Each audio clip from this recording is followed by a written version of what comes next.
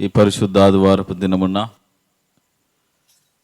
ఈ వీధి సువార్త కూడికలో చేరిన మీ అందరికీ ప్రభువు నామమున శుభములు వందనాలు తెలియచేస్తూ ఉన్నాను. ఈ సాయంకాలమున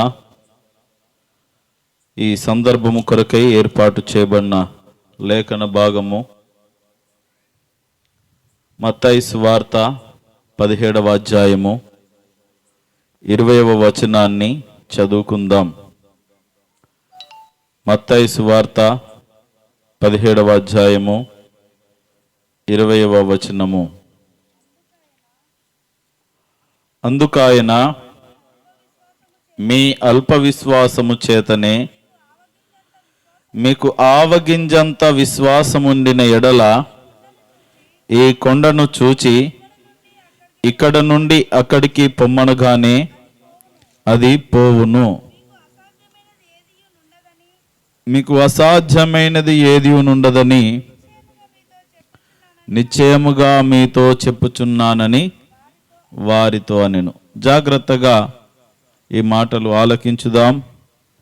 ప్రేమణ దౌం బిడ్లారా, మరి గడిచిన 20 రోజుల నుండి యేసుక్రీస్తు శిలువ శ్రమల అనుదిన కార్యక్రమంలో మరి మన గ్రామంలో సంఘాలలో జరుగుతున్నటువంటి కార్యక్రమాల్లో మనం పాలు పొందుతుంటున్నాం.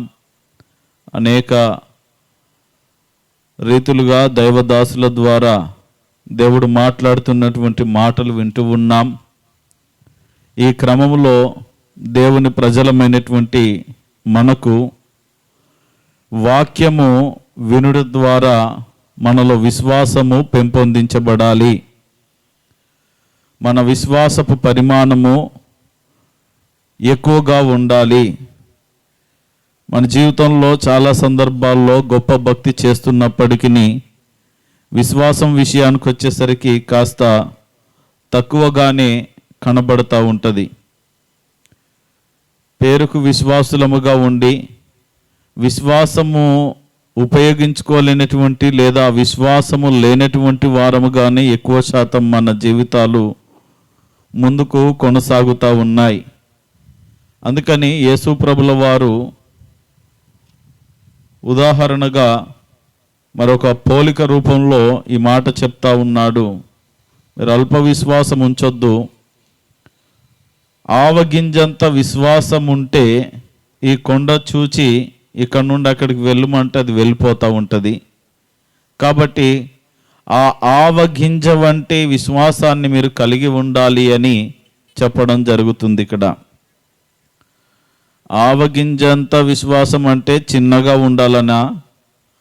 ఆవగింజంత విశ్వాసం అంటే కాస్త చిటికనేలంతా ఉంటే సరిపోతుంది, ఇక ఎక్కువ అక్కర్లేదని భావము కాదు. కానీ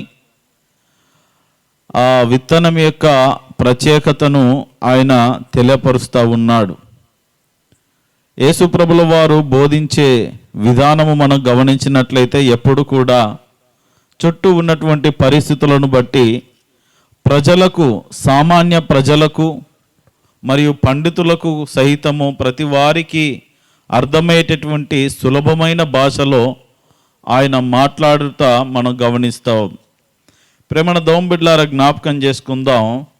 ఇక్కడ కాస్త మీరు కలిగి ఉన్నటువంటి విశ్వాసము కొద్దిపాటిదైనా, ఆవగింజలాగా కొద్దిగైనా అది గట్టిగా ఉంటే ఎలాంటి కార్యమైనా జరుగుతుంది. కానీ మీరు ఖచ్చితంగా విశ్వాసాన్ని మీరు ప్రదర్శించాలని, ఇదిగో ఆవ చెట్టును చూడండి. ఆవ చెట్టు చూసి అందులో గింజ ఇంతే ఉంటుంది. ఆవ చెట్టు మనం గమనించినట్లయితే ఆవ గింజ చిన్నగా ఉంటుంది, చెట్టు మాత్రము మనతో పెద్దగా పెరుగుతూ ఉంటుంది. చూసారా ఆవాల చెట్టు? చూసారా? పెంచారా మీరు? మనెత్తు పెరుగుతూ ఉంటుంది. నాకు తెలుసు, మా చేనులో మా అమ్మ వేసేది ఇంతెత్తు పెరిగిపోతూ ఉంటుంది. ఒక్క చెట్టు మనం కోసామంటే దరిదాపుగా ఇన్ని గింజలు వచ్చేస్తూ ఉంటాయి, ఒక పావు కేజీ వరకు వచ్చేస్తూ ఉంటాయి. కరెక్ట్గా మనము దాన్ని పారకం పెట్టాలి. కానీ ప్రేమణ దౌం బిడ్లారా, జ్ఞాపకం చేసుకుందాం.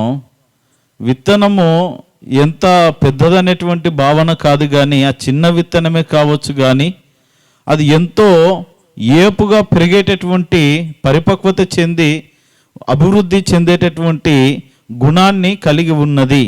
కాబట్టి దేవుని ప్రజలమైనటువంటి మనము ఆ కాస్తంత ఆవగింజంత విశ్వాసం ఉంచినా సరిపోతుంది.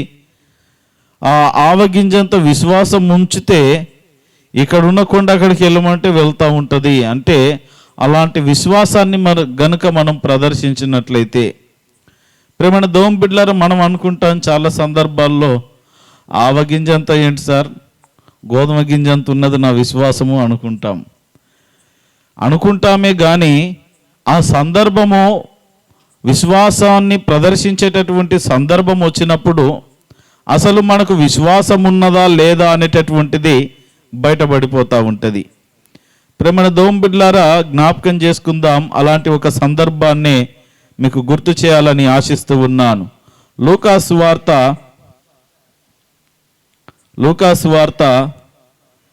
8వ అధ్యాయము 25వ వచనాన్ని చదువుకుందాం. లూకాసు వార్త 8వ అధ్యాయము 25వ వచనము.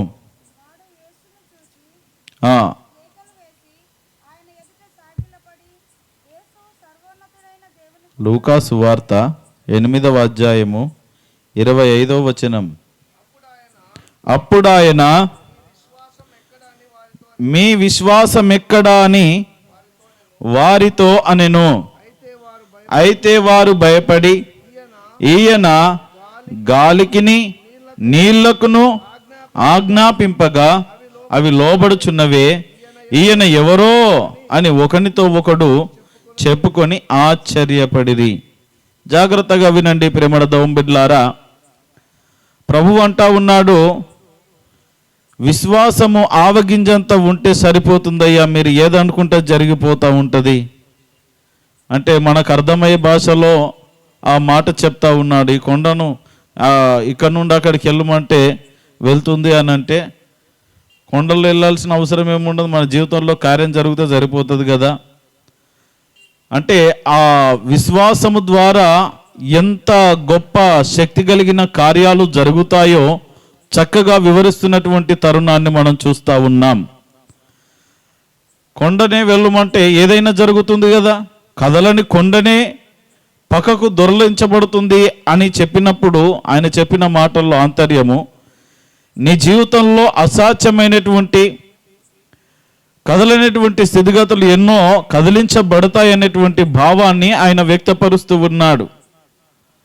అయితే మనం ఇందాక చెప్పినట్లుగా ఆవగింజంత కాదు, గోధుమ గింజంతా లేకపోతే చిక్కుడు గింజంతా ఉన్నది అని చెప్పుకోవడం చాలా సులభమే. కానీ కొన్ని ప్రతికూలమైన పరిస్థితులు మనకు ఎదురుపడినప్పుడు అసలు మనకు విశ్వాసం ఉన్నదా లేదా, మనకి ఎంత విశ్వాసం ఉన్నది అనేటటువంటిది బయటపడుతుంది. ప్రేమన దోమ బిడ్డలారా, జ్ఞాపకం చేసుకుందాం. అలాంటి సందర్భమే ఇందాక మనం చదువుకున్నాం. యేసు ప్రభుల వారు ఈ లూకాసు వార్త 8వ అధ్యాయము 22 నుండి కనుక మనం చదివినట్లయితే, యేసు ప్రభుల వారు దోణి ఎక్కి మరి సరస్సులో ప్రయాణము చేస్తూ ఉన్నాడు. ఈ ఒడ్డు నుండి అవతలి ఒడ్డుకు వెళ్ళడానికి ప్రయాణం చేస్తూ ఉన్నారు. ప్రేమణ దోమ బిడ్డలారా, జ్ఞాపకం చేసుకుందాం. ఎక్కువగా ప్రభుల వారు గలిలయ సముద్రంలోను మరి ఆ ప్రాంతంలో చిన్న చిన్న సరస్సులు ఉన్నాయి. ఆ ప్రదేశాల్లో ఆయన సంచరించడం చూస్తాం. ఒక ఊరు నుండి ఒక ఊరికి వెళ్ళాలంటే మరి ఆ నదులలో, ఆ సరస్సులలో, చిన్నపాటి గలిలయ సముద్రములో ఆయన ప్రయాణము, మృత సముద్రములో ఆయన ప్రయాణము చేయవలసి వచ్చేది. ఆ రీతిగా చేశాడు. ఎక్కువ శాతము ప్రభుల వారు కాలినడకను మరియు మరి పడవల మీద, దోణెలలో ప్రయాణము చేశాడు. మరి ఆయన శిలువ మరణానికి అప్పగింపబడే ముందు వారము, పరిశుద్ధ ఆదివారమున, మరి మటలాదివారమున గాడిద పిల్ల మీద కూర్చొని వెళ్ళుట మనం చూస్తాం. ఈ రీతిగా ప్రభుల వారు ఆయన జీవన యాత్రలో ఈ లోకమందు ప్రయాణము కొనసాగించాడు. ఇక్కడ మనం గమనించినట్లయితే ఒక దోణ ఎక్కారు శిష్యులందరూ కలిసి. శిష్యులతో పాటు ప్రభువు ఉన్నాడు. ఇంకా వాళ్ళందరూ ఉన్నారు కదా, చుట్టూ 12 మంది ఉన్నారు. 12 మంది సేవ చేసేటటువంటి శిష్యులు ఉన్నాక మరి గురువు గారు కాస్త రిలాక్స్గా ఉంటాడు కనుక మీరు చక్కగా దోణెను ఆ అద్దరికి చేర్చండి, అవతలికి వెళ్ళాక లేపండి అయ్యా, లేస్తాను, కాస్త విశ్రాంతి తీసుకుంటాను అని చిన్న కునికేశాడు ప్రభు. ఆయన కునుకు వేశాడో లేదో ఒక పరిస్థితి శిష్యులందరికీ ఎదురయ్యింది. చూడండి, వారు ఆ దోణెను త్రోసి బయలుదేరి వారు వెళ్ళుచుండగా ఆయన నిద్రించెను. 23వ వచనంలో వారు వెళ్ళుచుండగా ఆయన నిద్రించెను. అంతలో గాలివాన సరస్సు మీదికి వచ్చి దోణె నీళ్లతో నిండినందున వారు అపాయకరమైన స్థితిలో ఉండిరి.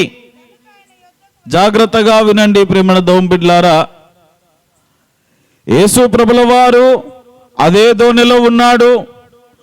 ఆ 12 మంది శిష్యులు అదే దోణిలో అదే పడవలో ఉన్నారు. అందరూ ఒకే దాంట్లో ఉన్నారు.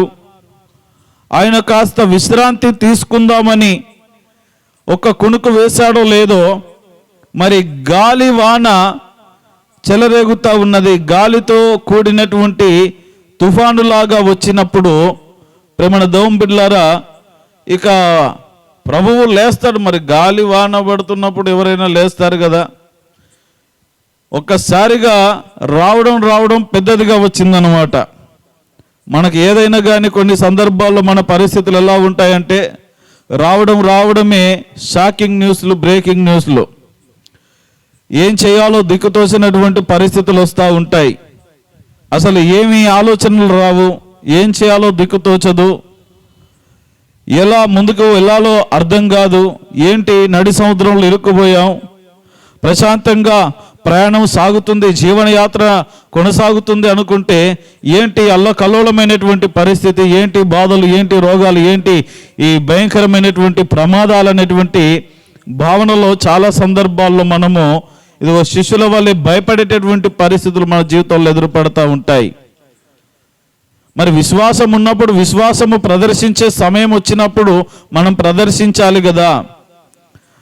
మరి అంతకాలము ప్రభుతో పాటు ఉన్నటువంటి 12 మంది శిష్యులు ఒకరు కాకపోతే ఒకరు, ఏం కాదులేయ్యా, భయపడకండి, ప్రార్థన చేద్దాం, గట్టిగా విశ్వాసంతో ప్రార్థన చేద్దాం, ఎవరు భయపడకండి, ఎవరు కంగారు పడకండి, ఇంతమంది ఉన్నాం, ఇదేం చేస్తుంది మనల్ని, మనతో పాటు ప్రభువు లేడా, ధైర్యంగా ఉండండి, ధైర్యంగా ఉందామనేటువంటి ఆ విశ్వాస సహితమైనటువంటి మాటలు, ధైర్యము కానీ ఈ ఉన్న 12 మంది శిష్యుల్లో ఏ ఒక్కరి దగ్గర కనబడటం లేదు.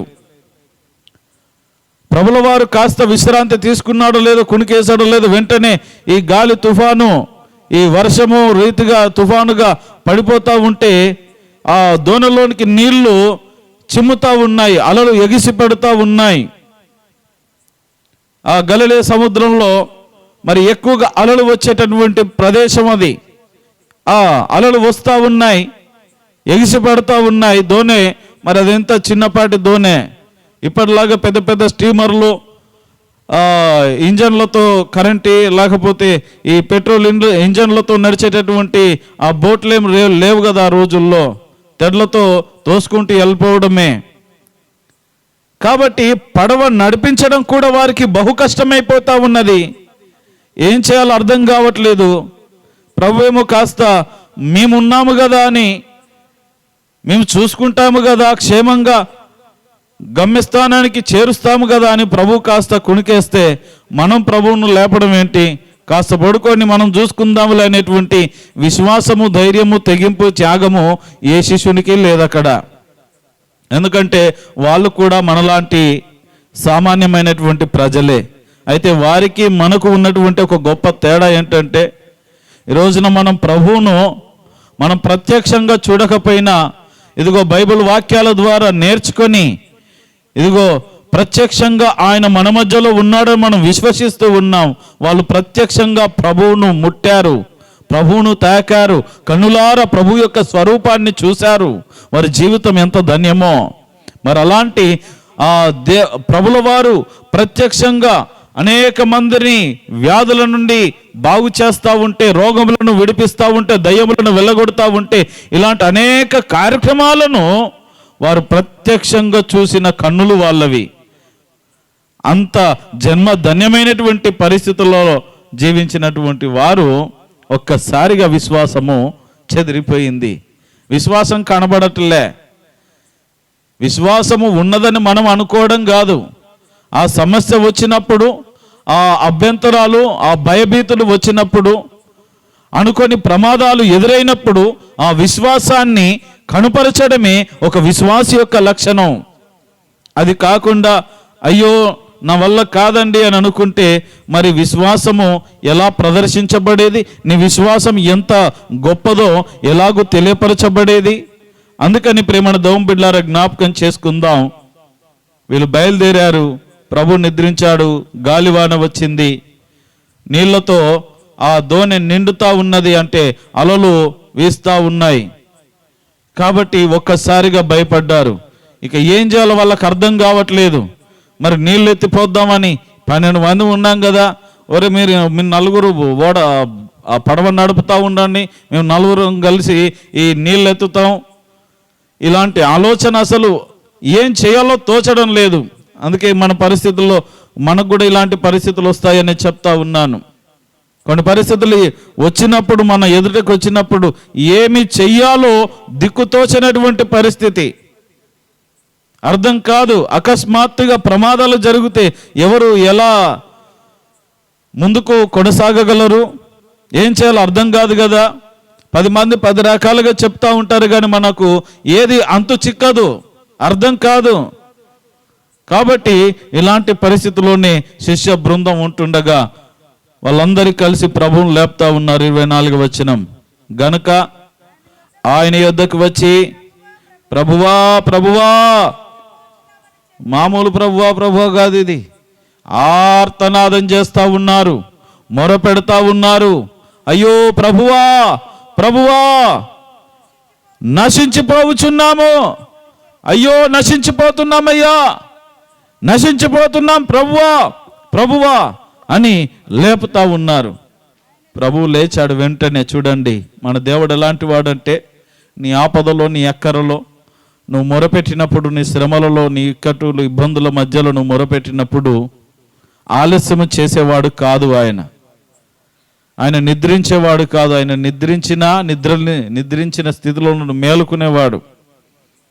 ప్రేమణ దోంబిడ్లారా, ఆయన నిద్రించాడు, కానీ ఆయన ఈ లోకంలో ఉన్నప్పుడు ఆయన మనిషి రీతిగా ఉన్నాడు గనక మనిషి స్వాభావికముగా కలిగిన కొన్ని గుణలక్షణాలు ఆయనలో కూడా ఉన్నాయి.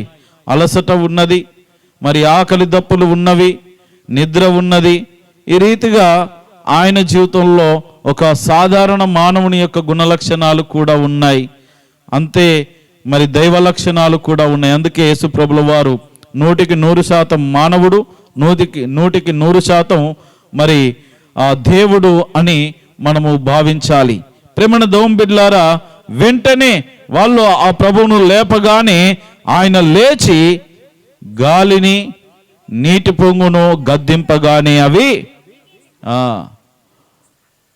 ఆయన వెంటనే లేచి నిలబడి, ఓ సముద్రమా నిమ్మలించుము, గాలి తుఫానా నిమ్మలించుము అని గద్దించాడు. వెంటనే అయిపోయాయి. వీళ్ళకి అర్థం కావట్లేదు, ఏంటి ఒక్కసారిగా సునామీ వచ్చింది, ఒక్కసారిగా తుస్సుమని పోయింది, ఇదేంటి అని ఒకరితో ఒకరు చెప్పుకుంటా ఉన్నారు. 12 మంది శిష్యుల వైపు ప్రభువు తేరి చూచి, ఏమయ్యా, ఇంత చిన్నదానికి సముద్రం అన్నా కలలు వస్తాయి కదా, సముద్రం అన్నాక కాస్త తుఫాన్లు వస్తూ ఉంటాయి కదా, ఎన్ని ప్రయాణాలు చేసి ఉంటాం ఈ సముద్రంలో, మనం ఈ జీవన యాత్రలో ఎన్ని తిప్పలు పడి ఉంటాం, ఎన్ని కష్టాలు, ఎన్ని రోగాలను అనుభవించి ఉంటాం, ఎన్ని హాస్పిటల్ చుట్టూ తిరిగి ఉంటాం. మరి విశ్వాసాన్ని గట్టిగా పెట్టుకోవాలి, కానీ చీటికి మాటికి చిన్నదానికి పెద్దానికి భయపడితే ఎలాగో? మీ విశ్వాసం ఏది? ఇదేనా మీరు నేర్చుకున్నది? ఇన్ని రోజులు నాతో పాటు ఉండి, ఇన్ని రోజులు నాతో పాటు సహవాసము చేసి, నేను ఎక్కడ వెళ్తే అక్కడికి వచ్చి నేను చేసే అద్భుతాలు, ఆశ్చర్య కార్యాలు, సూచక క్రియలు, ఈ మహత్ కార్యాలు అన్నీ చూచి ప్రత్యక్షంగా నాతో పాటు సహవాసము చేస్తున్న మీ యొక్క విశ్వాసము ఎక్కడా అని ప్రభువు ప్రశ్నిస్తూ ఉన్నాడు.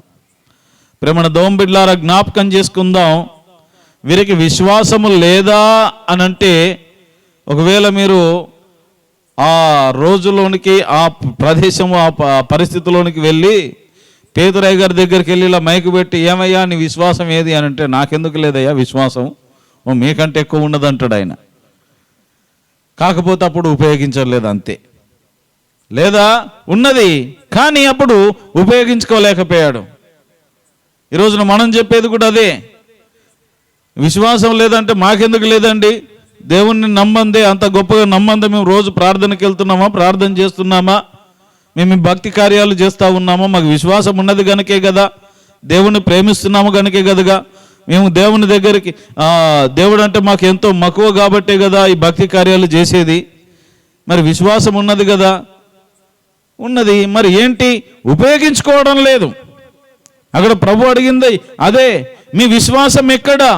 ఇంతకాలం నాతో పాటు ఉన్నారు, ఇన్ని రోజులు మీరు ప్రార్థనకి వెళ్తూ ఉన్నారు, ప్రతిరోజు దేవుని మాటలు వింటూ ఉన్నారు, చక్కగా స్తుతిస్తూ ఆరాధిస్తూ శిల్వ ధ్యానాలు చేస్తూ ఉన్నారు, మరి మీ విశ్వాసం ఎక్కడమ్మా?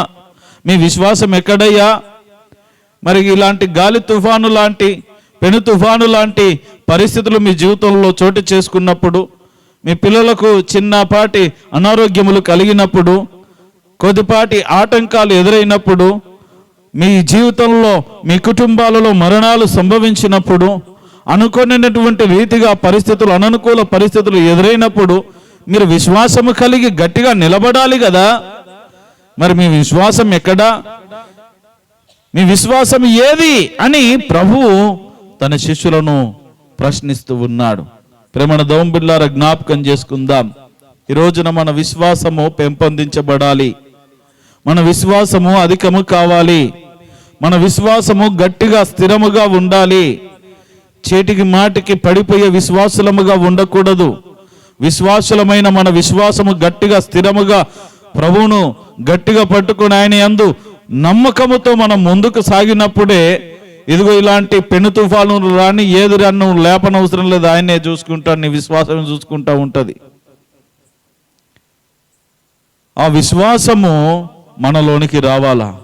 పేతురుకున్నది ఒకప్పుడు, ఇప్పుడు ఇక్కడికి వచ్చేసరికి పేతురుకు ఆ విశ్వాసం కాస్త తగ్గిపోయింది. పేతురుకు లేదా 12 మందిలో ఒకడు, ఇదేం చేస్తుందిరా అని చెప్పుకోవచ్చు కదా, మిగిలిన 11 మందిని హెచ్చరిక చేయవచ్చు కదా. ఆయన విశ్వాసం కూడా సన్నగిలిపోయింది. ఇంతకుముందు లేదా, ప్రభు నీళ్ళ మీద నడిచొస్తూ ఉంటే, ప్రభువా, 12 మంది మిగిలిన 11 మంది అక్కడ కూర్చున్నారు, ఈయన మాత్రం, ఓ ప్రభువా నువ్వే అయితే. వీళ్ళందరూ ఫస్ట్ భయపడ్డారు, భూతమని భయపడ్డారు. నేను భూతాన్ని కాదయ్య బాబు, మీ గురువు గారిని, యేసు క్రీస్తును అని చెప్పగానే, అయ్యో ప్రభువా నువ్వేనా, నీవే అయితే నేను కూడా నీతో పాటు నీళ్ళలో నడవడానికి ఒక అవకాశం అయ్యా, నిన్ను నీ దగ్గరకు నడుచుకుంటూ వస్తాను, అలాగా రా అన్నాడు. నడవలేదా? సరే, తర్వాత పడిపోయిన సంగతి తర్వాత, కనీసం 4 అడుగులు వేసాడు కదా. ఎంత గొప్ప విశ్వాసం ఉంటే 4 అడుగులు వేసి ఉంటాడు నీళ్ళ మీద. మనం వేస్తామా? ఇటు వేసామంటే మునిగిపోతాం. మరి ఆయన విశ్వాసాన్ని ఒకసారి పరిశీలన చేయండి.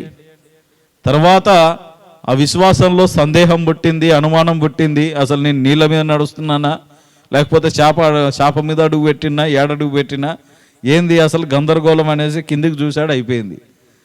కానీ ప్రభు వైపు చూసినంత వరకు ఆ 4 అడుగులైనా చక్కగా వేయగలిగాడు. మరి అప్పుడు ప్రదర్శించిన విశ్వాసం ఇక్కడ ఏమైంది? ప్రేమన దోంబిడ్లారా, కొన్నిసార్లు మనం విశ్వాసము ద్వారా కొన్ని కార్యాలు జరిగించాం. ఒకప్పుడు అండి, నేను ప్రార్థన చేస్తే, ఇదిగో విశ్వాసంతో ప్రార్థన చేస్తే నీ రోగం పోయింది, సమస్య తీరిందని చెప్పుకుంటా ఉంటాం. మరి రోజున చిన్నదానికి పెద్దదానికి ఎందుకు భయపడతా ఉన్నారు? మన జీవితమే ఈ సముద్ర ప్రయాణము లాంటిది. మన జీవితమే ఇదిగో రోడ్డు ప్రయాణం లాంటిది. దీంట్లో ఎన్నో మలుపులు వస్తాయి, ఎన్నో ఎత్తుపల్లాలు వస్తూ ఉంటాయి. రాళ్ళు రప్పలు ముళ్ళ తుప్పలు వస్తూ ఉంటాయి, వాటన్నిటిని దాటుకొని వెళ్ళాలి.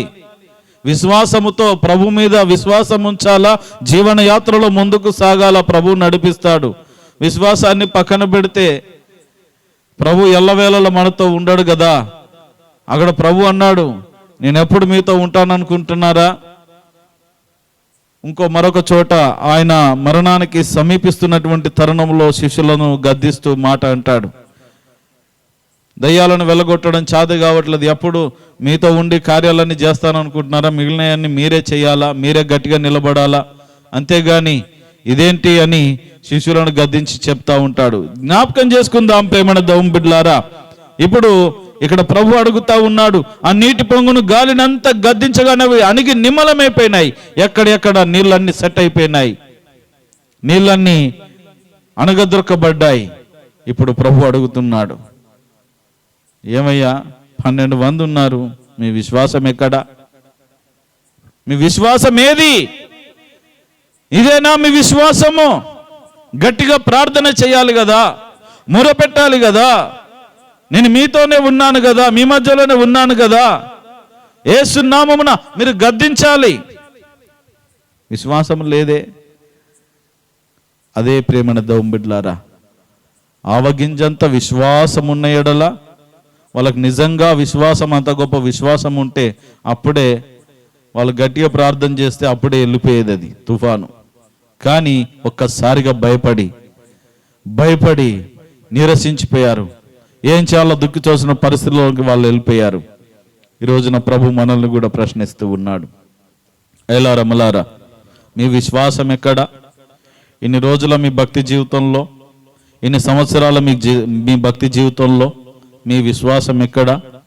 మీ విశ్వాసానికి పదును పెడుతున్నారా? మీ విశ్వాసానికి పని చెప్తా ఉన్నారా? మీ విశ్వాసం ఉన్నదో లేదో ఒకసారి పరిశీలన చేయండి. అనారోగ్యంతో ఉన్నవారి కొరకు ప్రార్థించండి. వారికి వ్యాధి తగ్గాలని, వారు త్వరగా కోలుకోవాలని ప్రార్థన చేయండి. అప్పుడు నీకు అర్థమవుతున్నాయి కదా నీకు విశ్వాసం ఉన్నదా లేదా అని. మీ పిల్లల క్షేమం కొరకు మీరే ప్రార్థన చేయండి. వాళ్ళు ఎగ్జామ్స్లో పాస్ కావాలని, విడుదల పొందుకోవాలని, విజయం సాధించాలని మీరే గట్టిగా ప్రార్థన చేయండి. మీ విశ్వాసాన్ని పరీక్షించుకోండి. అలాగున్నా ప్రేమణ దేవుని బిడ్డలారా, మనకు విశ్వాసం ఉన్నదా లేదా అనేటటువంటిది ఇదిగో ఇలాంటి పరిస్థితుల ద్వారా మనకు అర్థమవుతూ ఉంటుంది. ఇక్కడ వీళ్ళకు శిష్యులకు అర్థమైంది, మాకు విశ్వాసం ఉంటే నిన్నెందుకు లేపుతాం ప్రభువా. ప్రేమణ దేవుని బిడ్డలారా, ఈ రోజున మన పరిస్థితి ఎలాగునున్నది? విశ్వాసము ద్వారానే దేవుని కార్యాలు జరుగుతాయి. మీరు పక్కనే ఇదే 8వ అధ్యాయము 43 నుండి 48 వచనాలు మీరు గమనించినట్లయితే, 12 ఏళ్ల నుండి రక్తస్రావ రోగం గల ఒక స్త్రీ ఎవని చేత స్వస్థత నొందనిదై ఆయన వెనుకకు వచ్చి ఆయన వస్త్రపు చెంగు ముట్టెను. వెంటనే ఆమె రోగము పోయింది. తర్వాత మరి ప్రభు అడుగుతా ఉన్నాడు, ఎవరు నన్ను ముట్టింది, నాలో నుండి ప్రభావం వెళ్ళిపోయిందని చెప్పినప్పుడు 47వ వచనంలో చూస్తాం, తాను ఇక మరుగై, అంటే ఇక దాచిపెట్టుకోలేనిక ప్రభు ఊరికే అడుగుతా ఉన్నాడు కాబట్టి నేను బయటపడాల్సిందే. అయ్యో ప్రభు నన్ను క్షమించండి, నేనే అని చెప్పాను. ఎందుకంటే యూదుల ఆచార ప్రకారం, ధర్మశాస్త్ర ప్రకారము మరి రక్తస్రావము కలిగినటువంటి స్త్రీలు కడగా ఉండాలి, ఇంటిలో నుండి బయటకు రాకూడదు, ముఖ్యంగా జనసంచారములోనికి రాకూడదు. అలా వచ్చారంటే రాళ్లతో కొట్టి చంపేటటువంటి ఒక కఠినమైన శిక్ష ఉన్నది. అందుకని ఆమె వెనక నుండి దాగుకొని వచ్చి, ఎవరికి తెలియక, తెలిపే పరిస్థితి కాదు కాబట్టి ఎవరికి తెలియక ప్రభువుకు కూడా చెప్పుకోలేకపోయింది. ఎందుకంటే మరి ఎక్కడ ఎలాంటి పరిస్థితులు ఉంటాయో తెలియక ఒక విశ్వాసం మాత్రం ఆమె కలిగి ఉన్నది. నేను నా ప్రభువు వస్త్రపు చెంగు ముడతానని ముట్టింది. బాగైపోయింది. ప్రభు అడిగాడు, ఎవరు నన్ను ముట్టింది? ఇక ఆమె కనుమరుగు కాలేక వెంటనే ప్రభువా నేనే అని ముందుకు వచ్చింది. ప్రభువుకు అర్థమైపోయింది, ఆయన కూడా బయట పెట్టలే. ఆమెకున్నటువంటి రహస్య వ్యాధిని ప్రభు కూడా బయట పెట్టలే. అలాగా సర్లే తల్లి, నీ విశ్వాసమే నిన్ను స్వస్థపరచబడింది. నీకేం బాధ ఉందమ్మా ఏంటి అని ఆయన అడగలేదు, ఆమె చెప్పుకోలే. ఆమెకున్నటువంటి పరిస్థితి అంతా కూడా ఆయనకు తెలిసి ఉన్నది. అందుకే ఇక్కడ మనం చూస్తూ ఉన్నాం, తాను మరుగై ఉండలేదని ఆ స్త్రీ చూచి వణుకుచూ వచ్చి ఆయన ఎదుట సాగిలపడి తాను ఎందు నిమిత్తము ఆయనను ముట్టెనో వెంటనే ఆయన ఆమె ఎలాగూ స్వస్థపడెనో ఆ సంగతి ప్రజలే తెలియజెప్పెను.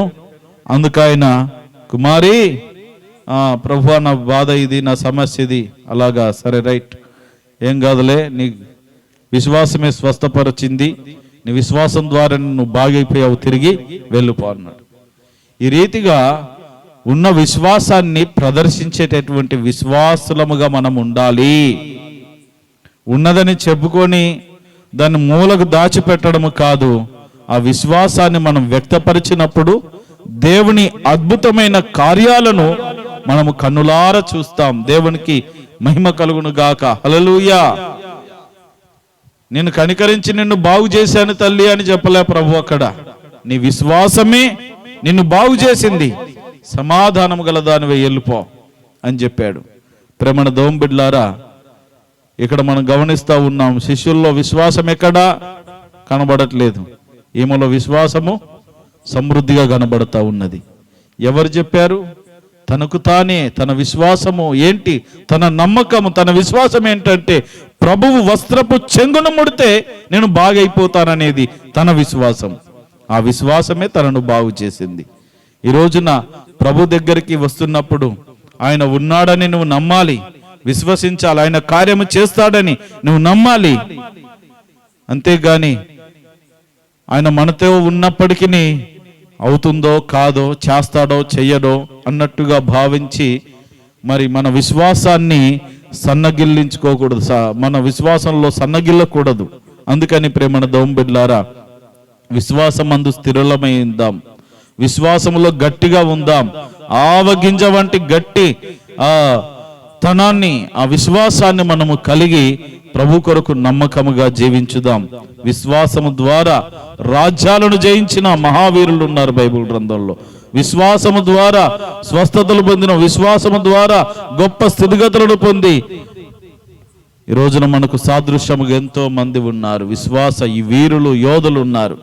అలాంటి విశ్వాసాన్ని మనము కలిగి జీవించినప్పుడే దేవుడు మనలను, మన కుటుంబాలను, మన వ్యక్తిగత స్థితిగతులను సరిచేసి గొప్ప పరిస్థితిని, గొప్ప ఆశీర్వాదాలను మనకు అనుగ్రహించి ఈ జీవన యాత్రలో ముందుకు నడిపిస్తాడు. అటు గొప్ప విశ్వాసాన్ని, పరిపూర్ణమైన ఆవగింజ వంటి విశ్వాసాన్ని దేవుడు మీకు అనుగ్రహించి నడిపించును గాక. ఆమేన్. ప్రార్థన చేసుకుందాం. తలలు వంచండి, కళ్ళు మూసుకొనండి. ప్రేమణ దోంబిడ్లారా, దేవుని వాక్యం సెలవిస్తా ఉన్నది, ఆవగింజంత విశ్వాసమున్న ఎడల ఈ కొండను చూచి ఇక్కడ నుండి అక్కడ వెళ్ళమంటే వెళ్ళును అని ప్రభువు చెప్పిన మాటలోని ఆంతర్యం. నువ్వు కలిగి ఉన్న విశ్వాసము కొద్దిదైనా అది గట్టిగా ఉంటే, స్థిరముగా ఉంటే, నువ్వు అనుకున్నది అనుకున్నట్లుగా నీ జీవితంలో నెరవేర్చబడుతుందని ఆత్మీయ సత్యాన్ని ప్రభు ఈ రోజున నీకు గుర్తు చేస్తా ఉన్నాడు. ప్రేమణ దోంబిడ్లారా, ఈ జీవన యాత్రలో, ఈ ప్రయాణములో ఎన్నో ఆటుపోట్లు మన జీవితంలో ఎదురవుతాయి. ఎన్నో కష్టాలు, కన్నీళ్లు, మరణపు వేదలు, వ్యాధులు, బాధలు, సమస్యలు మనకు ఎదురుపడతా ఉంటాయి. అయితే నీ విశ్వాసాన్ని ఏమాత్రం నువ్వు విడిచిపెట్టొద్దు. నువ్వు కలిగి ఉన్న విశ్వాసాన్ని గట్టిగా పట్టుకొని ఆ విశ్వాసము ద్వారా నువ్వు ముందుకు వెళ్ళాలి. అప్పుడు అలలు నిన్ను ముంచలేవు, తుఫాను నిన్ను ఏమీ చేయలేదు. కాబట్టి ప్రభువా, నాకు అలాంటి గొప్ప విశ్వాసాన్ని దయచేయి నాయనా, స్థిరమైన విశ్వాసాన్ని ఇయ్యి నాయనా, గట్టి విశ్వాసమును దయచేయి నాయనా. ఇదిగో రక్తస్రావం కలిగిన స్త్రీ ఎంత గొప్ప విశ్వాసాన్ని కలిగి ఉన్నదో అలాంటి విశ్వాసాన్ని నేనును కలిగి నీ కొరకు జీవించేటటువంటి ఆ మహా గొప్ప కృపను, ధన్యతను, భాగ్యమును నాకు దయచేయి ప్రభు అంటూ దేవుని సన్నిధిలో మన విశ్వాసాన్ని పరిశీలన చేసుకొని పదును పెట్టుకుందాం. ఉన్న విశ్వాసాన్ని స్థిరముగా మలుచుకుందాం. స్థిరమైన విశ్వాసముతో ఈ జీవన యాత్రను ముందుకు నడిపించుకుందాం. అందరూ కూడా ఆ రీతిగా ప్రభువును స్తుతిస్తూ ప్రార్థిస్తూ ఉంటుండగా సంఘ పెద్ద నారాజు గారు ప్రార్థనలు నడిపిస్తారు.